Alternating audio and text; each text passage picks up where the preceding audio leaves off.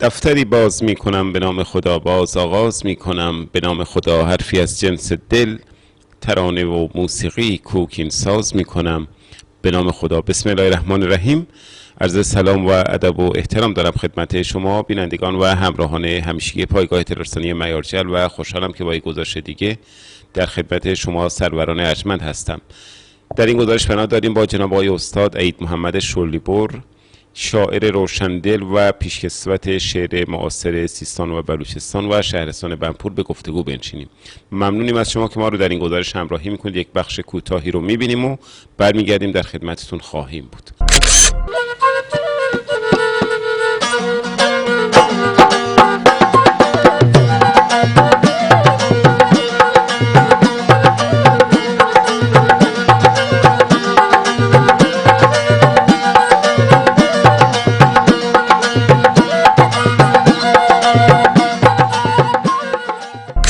در خدمت جناب آقای استاد عید محمد شلیبر، معروف به شاعر روشندل. ایشون یکی از شاعران نابینا و بسیار شاعر خوبی هستن و در شهرستان بنپور ما به منزل این استاد عزیز اومدیم و انشالله یک گپ و گفت صمیمانه رو با ایشون ترتیب خواهیم داد. استاد سلام علیکم، وقت شما بخیر. یه سلام علیکی با بینندگان ما داشته باشید و حالا در ادامه در خدمتتون خواهیم بود. علیکم السلام و رحمت الله و برکاته. هم از شما ممنون و از بیننده های عزیز همه را سلام عرض میکنم خدمتشون. استاد خودتون رو برای ما معرفی بکنید و بگید که چند سال و چند وقت هست که شما وارد عرصه شعر و ادبیات شدید و علاقه‌مند به شعر شدید. من عید محمد شلیبر، اهل ساکن همین بنپورم. در حدود سال 44 به بعد به زبان بلوچی اول شعر میگفتم، ولی دیگه تبدیلش کردم به فارسی و الان دارم فارسی میگم. استاد چی شد که شما شاعر شدید و علاقه‌مند شدید به شعر و ادبیات؟ والله حقیقتش من همین شعر در ذهن من هست، چون پدرم هم شاعر بوده ولی به زبان بلوچی. علاقه من شدم دیگه وقتی کتاب خوندم و این طرف اون طرف، حافظ، سعدی اینا رو خوندم دیگه، بعد رفتم تو علاقه پیدا کردم برای شعر گفتن. استاد چند تا شعر گفتید تا حالا؟ میشه در این مورد برای ما توضیح بدید؟ شعر ولی زیاد گفتم. من دفترم من 3-4 تا دفتر من 200 برگی پر کردم از سال 44 به بعد که یکی گم شد. اکثر اشعار استاد رو من خودم به هر حال دارم کارهای چاپ کتابشون انجام شده و ان شاءالله به زودی منتشر هم خواهد شد، هم در زمینه اشعار آیینی هم در زمینه اشعار مثلا عاشقانه و عارفانه. استاد دستی بر قلم دارن و غزلیات و مثنوی ها و حتی رباعی و دو بیتی های بسیار شیوایی دارن. استاد دلیل این گوشه‌گیری های شما چی بود؟ چرا هیچ وقت در مجالس عمومی ادبی در سطح منطقه حاضر نشدید؟ من نابینا بودم و کسی مثلا نداشتم که من رو بکنه، من ببره. اینطوری بود که من مثلا دیده نشدم. استاد شلیبر، شما معروف به یک شاعر به اصطلاح روشندل و نابینا هستید. اول برای ما بگید که چند سال نابینید، آیا این نابینا بودن شما خلالی در این مسیر ادبی شما وارد نکرد؟ یعنی ناامیدتون نکرد؟ مشکل براتون به وجود نیاورد؟ چی شد با وجودی که شما این شاعر نابینایی هستید اما اینقدر دقیق و شکیل شعر میگید؟ من در از 44 به بعد شعر فارسی شروع کردم دارم میگم. خیلی هم قشنگ، سرعت شعر من زیاد بود اون زمان، ولی از سال 61 به بعد که نابینا شدم کمی از استعدادم کاسته شد. اما خب میشینم فکر میکنم جورش میکنم، باز هم خوبه. ما همچنان در خدمت استاد شلیبر هستیم و استاد قراره که برای ما شعر بخونه. استاد یه شعر داشتی با قافیه، با ردیف چرا فکر میکنم تمام میشد، اگر امکانش هست همین رو برای ما بخونید. بله. گله کردم از خدا، گفتم ای طبیعت در رکاب زورمندانی چرا؟ قفل و زنجیر دو پای دردمندانی چرا؟ یاور جبار و از ما بهترانی، ای فلک جغد شوم بیکس و افتاده مردانی چرا؟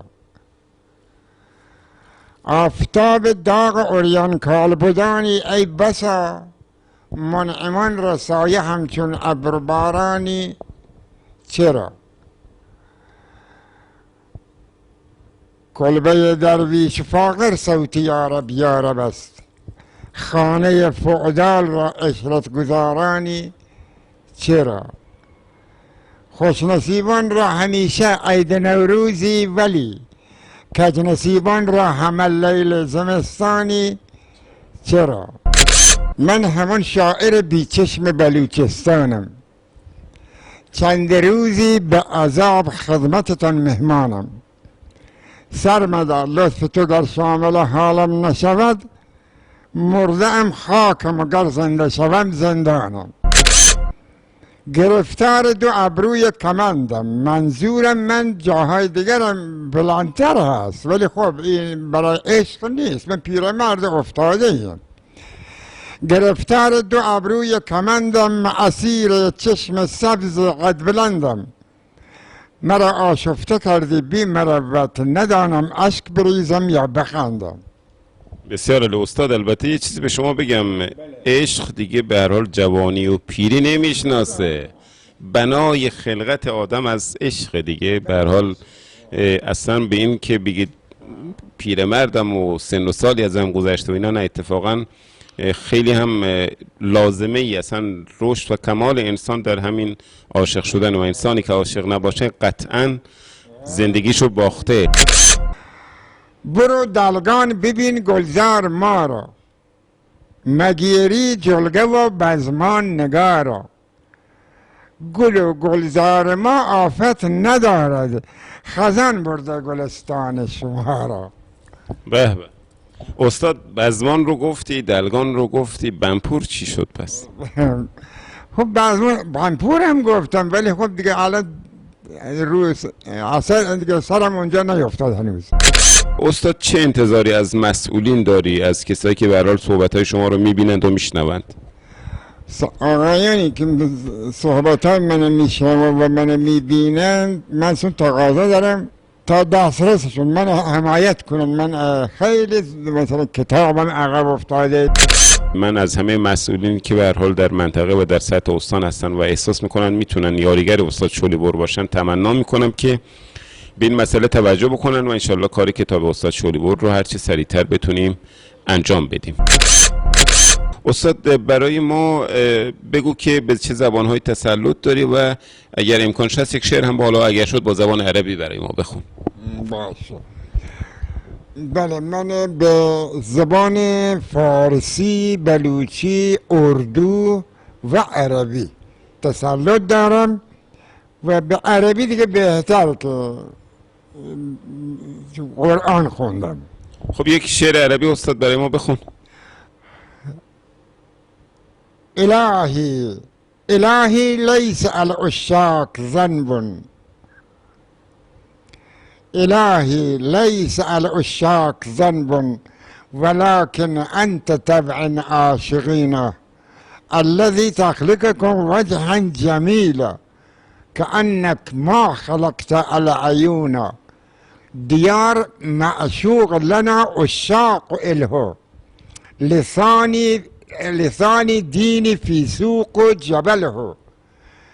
57 سنة 22 في شهر بهمن الحرة الدين، لكم قال إمامي يا خواني فقل آجيتنا جنبك زماني، فهذا كان قول يا حبيبي عزيزي لا تخافوا في أماني.